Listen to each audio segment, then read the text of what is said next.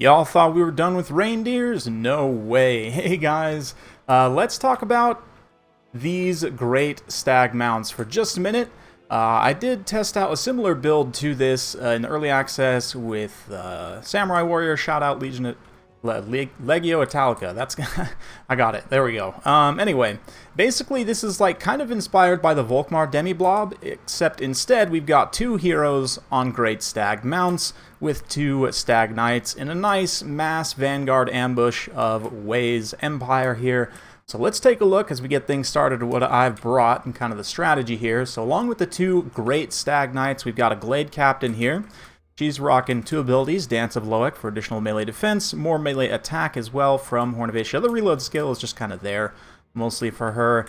And this Glade lore doesn't matter too much, but he, of course, has the Helm of Discord, a very powerful item, gives a big old AoE standard attack defense debuff, rather, which is quite nice. A little bit of additional charge, melee attack from this Banner of the Hunter King. I believe they already cause fear on the Great Stags, so that doesn't matter so much, but then an additional +5 melee attack from this Call of the Woods. So in total here, we take a look, just the Glade Lord stats alone, I mean, he's going to be absolutely ridiculous with 80 attack, 65 defense, 50 defense, 65 attack on the Glade Captain. The Stag Knights are up to 35 defense, 58 attack, 81 charge, extra weapon damage, of course, from the Frenzy and everything. So it is quite a powerful blob. Everything's relatively squishy, though. These great Stag mounts are only 60 armor, as are the Stag Knights, of course.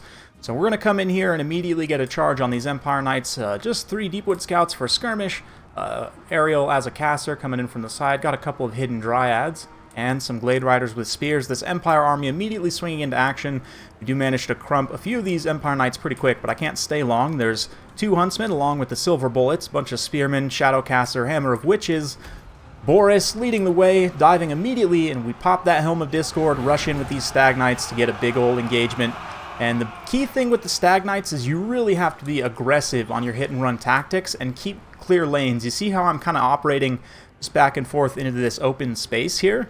I need to make sure that I don't get cut off anywhere, and I have space to operate a little bit tough with this, you know, fully behind Vanguard, because I'm kind of putting myself up against the edge of the map a little bit, which is not great. But Boris comes in here and gets caught, and I mean, just with the passive buffs and debuffs alone, the Glade Captain with her anti-large AP is going to deal significant damage to Boris. Glade Lord not so much, but he'll still get some hits in and can also tank some damage as well. Speaking of tanking, Ariel just eating all of the fire from the Huntsman.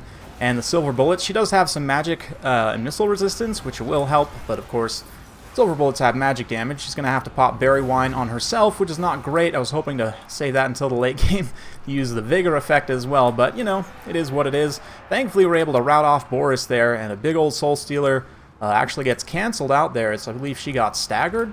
Yep, she gets staggered, actually knocked over by a cannonball. Here comes a big Pit of Shades on my Stag Blob. Great Stag Knights just falling into this great Ice Crystal. We're going to still just go with that and don't talk about anything else. And yeah, thankfully this unit of Dryads up here starting to kind of harass. I'm a little bit late with this other one. It's definitely in tactical reserve, so to speak. The Glade Riders are able to get in and disrupt a little bit here. We got 1 unit of Huntsmen. Meanwhile, the Deepwood Scouts are more or less just free to fire here, since I'm tying up his cavalry and kind of forcing them to respond to my cavalry way here. I mean, he could push forward and zone out with these infantry, which he will do in just a minute, but in the meantime, you know, he's responding to my Glade Riders here in the back line, just terrifying them away very quickly, not able to get at those missile units with my light cavalry, so I'm going to have to turn to my archers instead. They're slowly picking through these different targets. We've destroyed 2 of the Hammer of Witches pieces just shooting at it, but now Knights and the infantry here come to, just like I said, zone out those Deepwood Scouts. But then that somewhat leaves these missile units exposed. Boris is over here. He's regenerating. He's also got some other Empire Knights. And I could try and push in and collapse this pocket right now, but there's still a few State Troop Spears hanging around here. The Shadowcaster, a couple Huntsmen also coming back. And, you know, if I collapse there, these Empire Knights can then come get a very cost-effective rear charge on the 60 armor. Also, great Stag Knights do have good missile block chance, so I'm not as worried about the small arms fire as I would be with other cavalry. 55% is very good for cavalry units. Most cavalry do not have silver shields, so it does definitely help against, you know, the Huntsmen and the Silver Bullets. Not so much the cannon, obviously, but the cannon is offline, at least for the time being. But yeah, Ariel was able to survive. She kind of pulls back here to rally the archer line. We get that other reserve unit of Dryads finally in action here. And with the terror and everything, we're able to get rid of the Empire Knights. Of course, Sigmar's sons know no fear. They're going to keep pushing through, but the Dryads are now in position to just keep them bogged down. Dryads have higher speed and can consistently keep up with them and get hits in, so that's fine. Stag Knights are still alive. They're not healthy, certainly, but we've got quite a few models there. The Glade Captain in particular could potentially be a problem here, as, you know, other than getting shot up by these missile units, there's not a lot of direct dangers to her. I guess grinding on the spears would not be great either, but hopefully I'll have the tools to deal with the spears in the late game. I mean, they are just Empire spears, despite how awesome they are. One last volley blows up the last Hammer of Witches artillery piece. I guess the one I don't know, Hammer of Witches. I guess the one cannon still can hammer multiple witches, right? So we'll go with that. You don't need all the guns online. You can, just, you know, hit 3 witches at a time, like at the same time, but certainly one shot can also pass through multiple witches, as we have seen in other replays. That is a complete side tangent, but, you know, it's all elves at the end of the day, right? Stag Knights, though, I have to say, are one of my favorite units, and the Stag Mounts also are something that's a lot of fun to play with. Makes me really, really want a Demigryph mount for the Empire, though, I'm not going to lie. I'm pretty sad that we didn't get that in the Empire rework. Like, they really went all out for the Wood Elves, which is awesome, don't get me wrong, but now, looking back on other factions, especially, like, you look at the Dwarves and the Vampire Counts, quote-unquote, reworks. I mean, Dwarves at least got Giant Slayers, and I guess the Vampire Counts did get a bunch of OP Lords who are better than the Legendary Lords in multiplayer, but that's besides the point. Well, other than Gorst, of course. Stag Knights are just, at this point, just avoiding the Spear Blob, kind of trying to catch any isolated units here as the Deepwood Scouts use up the last of their ammunition. The Hammer of Witches is gone, so I can kind of just sit here and out-skirmish these Empire Small Arms units. They've also taken quite a bit of damage over time. Stag Knights now come in, and we're just going to, again, pinch isolated targets. These Empire Knights are one that can respond, but I do blob in here a little bit, and once again, Wei's going to punish me with that very nice Pit of Shades. One healthy unit, we are going to throw at Apotheosis. They still have 22 models, so potential for some good healing there. We're going to try and keep them away. The other one just stands in the pocket here. So I see Boris coming in, so I pop that Helm of Discord, and now we're going to try and keep Boris trapped up alongside the Glade Captain and the Glade Lord. I have to say, I love the, like, amber horns of the hero level stags. It's definitely easier to tell them apart at a distance and see where your heroes are, which is really nice. I'm a big fan of those kind of very bright visual cues that let you know what units are what, especially when units look very similar. It is a nice touch, so big props to CA on that very small detail. I do appreciate it, especially in multiplayer when you have to make decisions fast. You can't pause the game like you can in campaign, at least on most difficulties. But anyway, Blade Lord comes in, eats a bunch of bullets from the silver bullets who are back online. Try and go after that caster, but he is getting danger low. He gets terrified away by Volkmar here, or sorry, Boris. I might have said Volkmar a couple times, just force of habit, man. He's definitely probably the most used Empire Lord, and in this matchup too, he's pretty good, but Wei's done a great job with Boris keeping him alive here, considering how much kind of counter-strike potential I've had on Boris with these two powerful stags fighting side by side. The Glade Captain, though, is going to more or less finish things here. Boris gets up into the sky with 25 HP. The Glade Lord comes back from route, and he's like, oh, you know what? I think the thing is I steal credit for this, right? Yep. Okay, yeah, I killed Boris, not the Glade Captain. Definitely didn't do, like, all the damage to him. But at that, most of the Empire forces are going to shatter here. There's still this one healthy unit of Spearmen that I've kind of just been kiting the whole game, more or less. They're finally going to get inundated by some Deepwood Scouts, the last of the Deepwood Scouts, using up their ammo, and eventually they'll just go to army losses. Which, to be fair, I mean, I'm pretty sure the Stag Knights could, or the Stag Heroes could cycle charge them, so understandable. Anyway, very, very good game to Wei. That was a fun one for sure. These Wood Elf builds, you know, I haven't played Wood Elves too much, I'm going to be honest, since the end of the early access period. Often, when I do those early access kind of time periods, I go all in for you guys to try and generate a ton of content.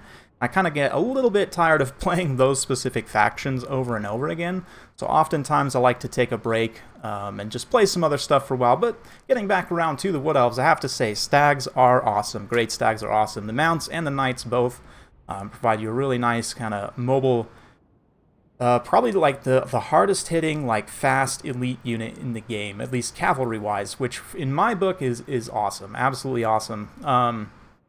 Mounts especially, like I said, are a great touch. Using these two heroes in tandem with their kind of passive buffs, you can see the damage value. Glade Lord doesn't cost too much. I think he probably paid for himself. We'll have to look at that. But for sure, the Glade Captain, 2,500 damage value, 6,700 damage dealt. Very good stuff. Yeah, Ariel didn't do a whole bunch of damage value herself, but of course, big healing and also tanking a lot of the missile fire that otherwise could have been used on these Stag Knights as they were running around, which one of them paid for itself, the other one didn't quite, but, you know, hanging around till the late game is enough. These Glade Riders, one of them did okay. Yeah, Deepwood Scouts, really very cost-effective. Deepwood Scouts are probably one of my favorite missile units right now in terms of cost-effectiveness, because the price increased to Way Watchers. These guys now, the base version, the Swift Shiver Shards are also very good.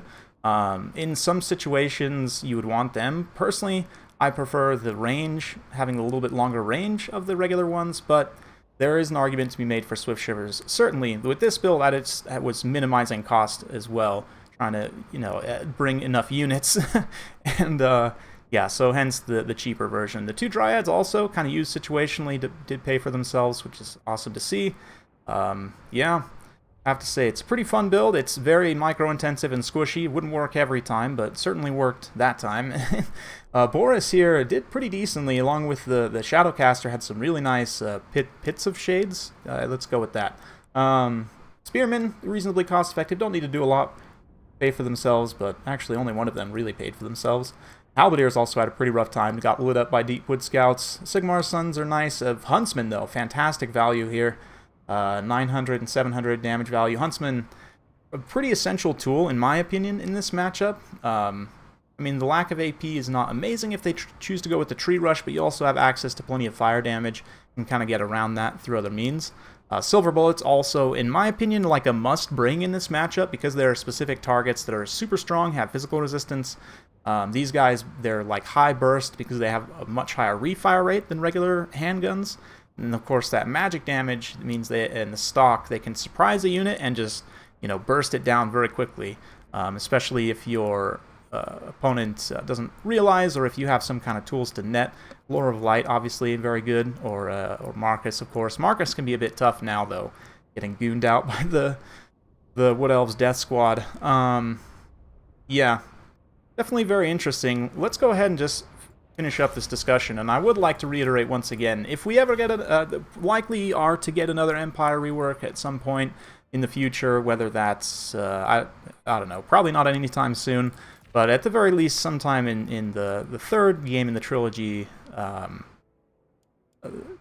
we should be getting something, I would imagine, for just about every faction to kind of update them, almost similar to what they have done for Warhammer 2.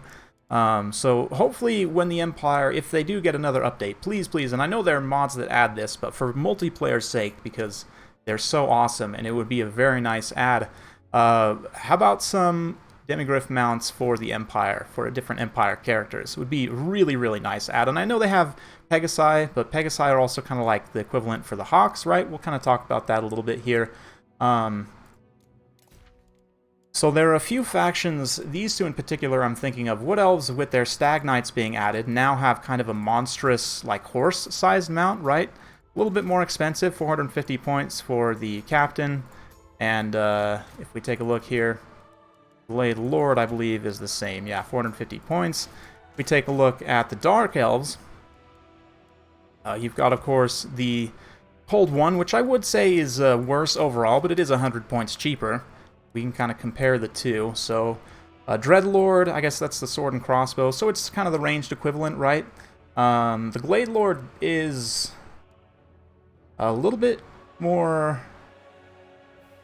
I guess, yeah, has more melee attack stats, less weapon strength, and Yeah, he doesn't do AP damage on the Great Stag, which I find very, very curious. All the other Great Stag units do AP, so I don't know why it doesn't give him AP damage as well. I find that very strange. It probably should, in my opinion. Maybe that's something CA could look to update in the next kind of hotfix that's coming. There's a beta out right now, by the way. For that, Cetra is re-undeaded, but anyway, that's a topic for another day. But yeah, same thing here, 350 points, you know, pretty comparable in terms of armor-piercing damage, anti-large, actually. Same weapon strength for the Glade Captain and the Master. Obviously, Glade Captain has a little bit worse stats overall. The armor is a big difference. The armor versus speed, the cold ones are pretty slow. So only 68 speed is fast. It's heavy cavalry speed, but it's definitely, you know, not super fast like 90 plus speed like the light cavalry of the Great Stags. But they're definitely balanced, you know, they're just monstrous horse-sized mounts, right? Like I said, Greenskins, their characters have the pig mounts, which can sort of be seen as similar, right? They're armor-piercing. They're more towards the horse end of the spectrum, I would say, only 300 points. And, I mean, it is armor-piercing damage with pretty nice charge, but their attack stats aren't amazing. Armor's okay, and the slowest of any that we've seen so far. But the Empire, I mean, they have demigryphs in their faction, so it's not like it doesn't exist. And I want to say, you guys can correct me if I'm wrong, in the tabletop there was an option to take at least certain characters on demigryph knights. I believe, like, the... what's the name? Is it the Marshal? The like, head of a knightly order, basically? I want to say that was a character type. They could take demigryph knights, or, sorry, demigryph mounts. But even just, like, for the General of the Empire, let's say... he's got the Warhorse and the Barded Warhorse, which is kind of, you know, basically the same thing, right? Pegasus is more or less the equivalent of, like, the Eagle, or obviously, and maybe not a direct equivalent of the Eagle. Eagles do offer maybe slightly more, or a tiny bit more expensive. But, yeah, basically it can be seen as equivalent, right? So... please, CA, can we get... I know this video is secretly... it's about Stags, or it was about Stags, but it's secretly about how much I want demigryph mounts for Empire characters. Like, it literally could just be General of the Empire, maybe you give one to Boris. Archlector would be a great add, in my opinion, as well. And if you want to give one to Balthazar, I think that'd be cool. I don't know that that's really lore-friendly. But another thing, this is... I'm going on a bit of a tangent now. Anyway, but before we get off the demigryph, though, also give it to the Empire Captain. And, again, the Warrior Priest might be stretching it a little bit. He's more of a support character. I guess same thing with the Archlector. It would be very cool, though, and it would give him much more combat potential, which he really doesn't have a ton to begin with, to be honest. But one more kind of tangent about mounts. In the tabletop, and correct me if I'm wrong, you guys who know more, but I'm like 99% sure that the Archlector could take the War Altar of Sigmar as a mount choice in the tabletop, right? Like the generic Archlector could. And I know that's kind of Volkmar's unique sort of cool thing.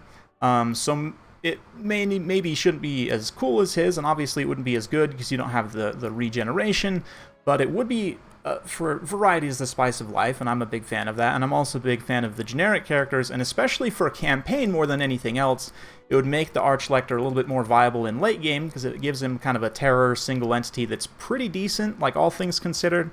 Considering it's supposed to be kind of a support chariot, it also has decent combat potential at 50 charge bonus, not a ton of weapon strength, but 15 bonus versus infantry. You know, you get the magic fire damage Volkmar has baseline, so I don't know if the Archlector would also get that, but you also get, you know, 100 armor, a lot of HP, the ability to just roll around and cackle. Again, no self-healing, but it's just more stuff. I like those mount choices for more characters. So I guess long tangent at the end about Empire mounts, totally unrelated, but Stags are awesome.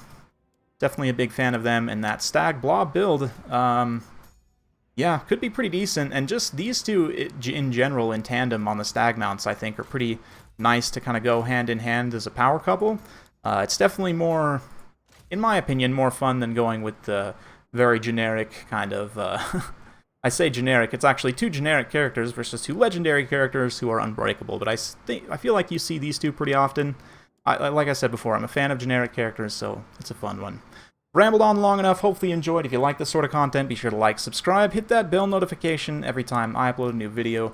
you'll be notified. Thanks again. We'll see you next time.